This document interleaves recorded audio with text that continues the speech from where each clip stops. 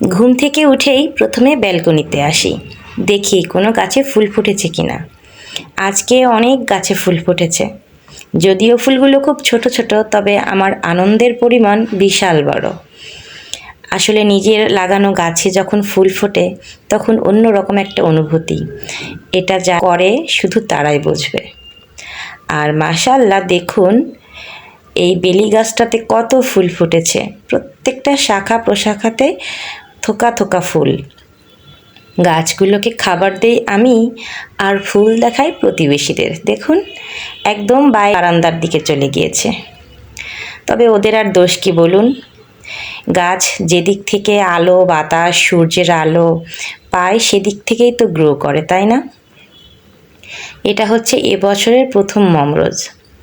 মাশাআল্লাহ, কালারটা দারুণ, হালকা সাদা, তার ভেতরে হালকা পিঙ্ক কালার। আর এদিকে আমার যে নীলকণ্ঠ ফুলটা গাছটা, সেটাও একটু বড় হচ্ছে। ব্যাস, আমার বেলকনি তো ঘোরাঘুরি হয়ে গেল, পানি দেওয়া হলো। এবার সকালে নাস্তা বানানোর পালা। প্রচুর গরম পড়েছে। আসলে এর কারণ কিন্তু আমরা সবাই জানি। গাছের পরিমাণ এতটাই কমে গিয়েছে, সেটা আসলে আমরা সবাই উপলব্ধি করতে পারি, কারণ এত গরম আগে ছিল না। তাই আসুন না, আমরা সবাই সবার জায়গা থেকে অন্তত দুটো একটা করে গাছ লাগাই। কেউ ছাদে বাগান করি, কেউ ব্যালকনিতে বাগড়ি। একটা দুটা করে গাছ লাগালেও তো অনেক গাছ হয়ে যায়, তাই না? অনেক গাছ আছে যে একটু যত্নও করতে হয় না, এমনিতেই হয়ে যায়। সে ধরনের গাছ লাগালেও ফুল না দিক ফল না দিক, অক্সিজেনটা তো পাই আমরা, তাই না? পরিবেশটা তো একটু ঠান্ডা হয়। আসলে গাছ লাগানো অনেকের শখ, তবে শখের থেকে জনটাই আমি বেশি মনে করি। তো যাই হোক, সবাই যারা শৌখিন মানুষ তারা সবাই চেষ্টা করে, আর যারা একটু অন্য টাইপের মানুষ তারা এগুলো খুব একটা পছন্দ করে না, বাড়তি ভেজাল মনে করে। তবে নিঃশ্বাসটা যখন একটু বন্ধ হয়ে আসবে তখনই বোঝা যায় অক্সিজেনের মূল্যটা কত। তো যাই হোক, আর বেশি কথা বলবো না। এত ভারী ভারী কথা মাঝে মাঝে আমার হাজব্যান্ডকে শোনাই, কারণ সে গাছ লাগানো পছন্দ করে না, আবার যে অপছন্দ করে সেটাও বলবো না। তবে মাঝে মাঝে বলে গাছ এনে জঙ্গল করতেছো, তখন আমি তাকে এগুলো শুনিয়ে দিই। তো আসলে আপনাদের সঙ্গে একটু শেয়ার করলাম। শেয়ার করতে করতে কিন্তু আমার কুমড়ো ভাজিটাও করা হয়ে গেল। আপনারা দেখেই বুঝতে পেরেছেন আমি অল্প তেল লাগে কুমড়ো ভাজি করতে। সামান্য তেলের উপরে কাঁচামরিচ পেঁয়াজ কুচি আর এক কোয়া কুচি দিয়েছিলাম। সেটা একটু লাল লাল হয়ে আসলে তার মধ্যে জিরা দিয়ে দিয়েছি। ব্যাস, তারপরে মিষ্টি কুমড়া দিয়ে স্বাদ মতো লবণ হলুদ আর একটু চিনি দিয়েছি। আসলে মিষ্টি কুমড়াতে একটু চিনি না দিলে আমার কাছে খুব একটা ভালো লাগে না। আর তারপরেও এই মিষ্টি কুমড়াতে মিষ্টিটা অনেক কম ছিল, যার কারণে মিষ্টিটা দেওয়া আছে। তো মিষ্টি কুমড়া ভাজি নাড়তে নাড়তে তো হয়ে গেল। এখন রুটি করে নেব। আমার বড় বাবাই আবার মিষ্টি কুমড়া ভাজির সাথে রুটি অনেক পছন্দ করে, আমার কাছেও ভালো লাগে। আর এত গরম পড়েছে, আমি তো কিচেনেও ফ্যান সেট করে কাজ করি, তারপরেও গরম লাগে। তো আজকে একটা কাজে গিয়েছিলাম একটু বাইরে। আসলে দেখলাম যে যারা বের হয় সবারই কষ্ট হয়, তবে বেশিরভাগ পুরুষ মানুষগুলোই তো বাইরে কাজ করে, তাই না? মহিলারাও করে, মহিলাদের তো আরও কষ্ট, মানে বাইরে কষ্ট, বাসায় এসে কষ্ট। পুরুষ মানুষ তো অন্তত বাইরে খেসে বাসায় নাস্তা পায়, তাই না? খাবারটা পায় বা গোছানো ঘর পায়। কিন্তু মহিলাদের তো বাইরেও করতে হয়, বাসাতেও করতে হয়। প্রচুর গরম পড়েছে, একদম নাজেহাল অবস্থা। তো দেখে খুব খারাপ লাগলো, পুরুষ মানুষগুলো বাইরে কত কষ্ট করে। আমরা একটু ফ্যান চালিয়ে কাজ করি, একটু রেস্ট নিয়ে নিয়ে কাজ করতে পারি, তাই না? কিন্তু তাদের তো সেই অবস্থা থাকে না, বিশেষ করে যারা মার্কেটিংয়ের চাকরি করে তারা তো আরও কষ্ট করে। তো যাই হোক, কথা বলতে বলতে কিন্তু আমি রুটি বানানো শেষ করে ফেলেছি। আর এই যে দেখুন, এটা হচ্ছে পিউরিটের যে ছাঁকনি, এটা যে কত ময়লা হয়, মানে আয়রন জমা হয়ে এরকম হয়ে যায়। তো যারা ব্যবহার করে শুধু তারাই জানে। তো আমি এটা পরিষ্কার করতে দিলাম। দেওয়ার পরে এই যে আমার ইনফ্রারেড চুলাতে রান্নার পরে একটু সেই তাপে গরমটা হবে, সেই গরমেই আমার এটা পরিষ্কার হয়ে যাবে। তার মধ্যে শুধু আমি একটা উপকরণ দিব, 2টা লেবু দিয়ে দিব আমি। দিয়ে এভাবে 3 থেকে 4 ঘন্টা রেখে দেব। তো এটা এপাশ থেকে একটু গরম হোক বা এভাবে থাকুক, আমি অন্য কাজগুলো করে সব শেষে আমি এটা কেমন হয় সেটা আপনাদের সঙ্গে করব। খুব দ্রুত এবং সুন্দরভাবে পরিষ্কার হয়ে যায়, আপনারা টিপসটি ফলো করতে পারেন। তবে শেষটা দেখার জন্য আমার সাথেই থাকুন। ও আর একটা কথা, এতক্ষণ যারা আমার ভিডিওটি দেখছেন অবশ্যই একটা লাইক দিয়ে দিবেন। যারা আগে থেকেই বন্ধু হয়ে আছেন তাদেরকে জানাই অসংখ্য ধন্যবাদ। আর যারা আজকে আমার ভিডিওটি নতুন দেখছেন, ভালো লাগলে অবশ্যই আমার চ্যানেলটি সাবস্ক্রাইব করে আমার পাশেই থেকে যাবেন। আর ভিডিওটি কেমন লাগলো তা অবশ্যই ছোট্ট একটা কমেন্টের মাধ্যমে জানাতে ভুলবেন না, কারণ আপনাদের একটা পজিটিভ কমেন্ট আমাকে নতুন করে ভিডিও তৈরি করার জন্য, আসলে একটা ভিডিও সারাদিন তৈরি করে ছোট ছোট ভিডিওগুলো এডিট করে আপনাদের সামনে নিয়ে আসা বেশ কষ্টসাধ্য হয়ে যায়। আপনারা জোর করেন না অবশ্যই, ঠিক আছে, তবে আপনাদের অনুপ্রেরণা থাকলে কাজগুলো করতে আমাদের ভালো লাগে।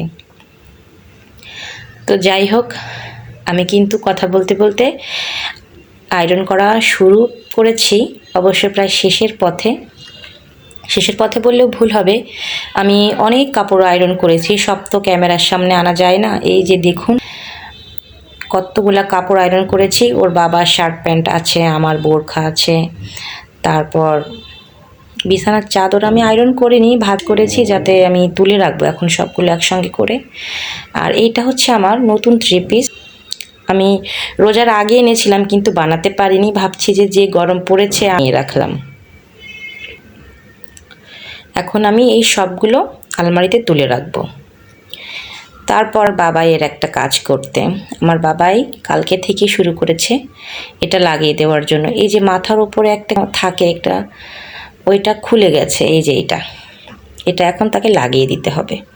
অনেকক্ষণ থেকে বলছে, তবে আমি বলছি বাবা আরেকটু। আর দেখুন আমি কিভাবে সুতাগুলো রেখেছি।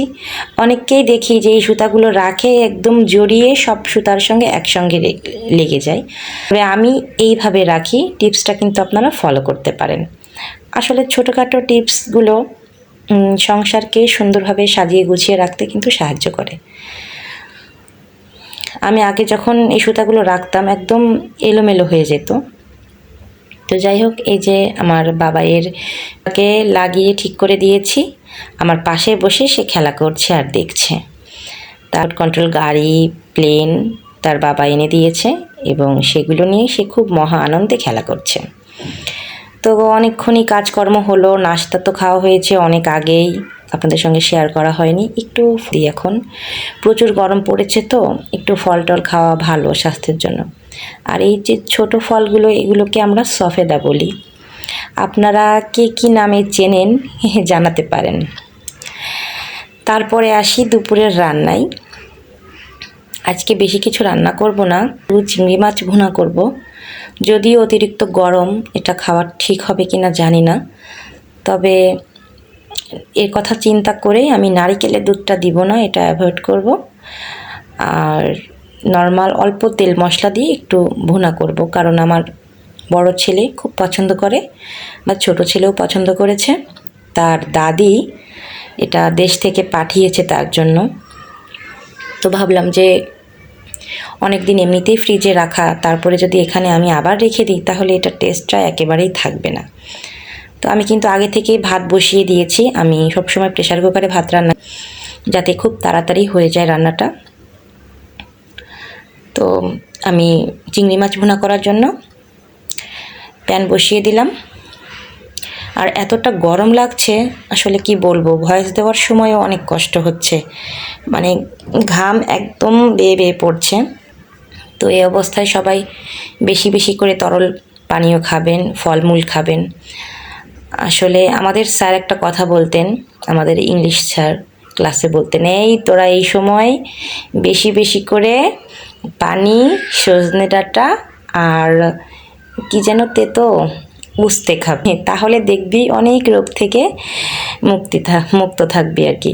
কিন্তু কথাগুলো আসলে মাঝে মাঝে মনে পড়ে। তো অনেক কথা আছে যেগুলো আসলে কখনোই ভোলা যায় না।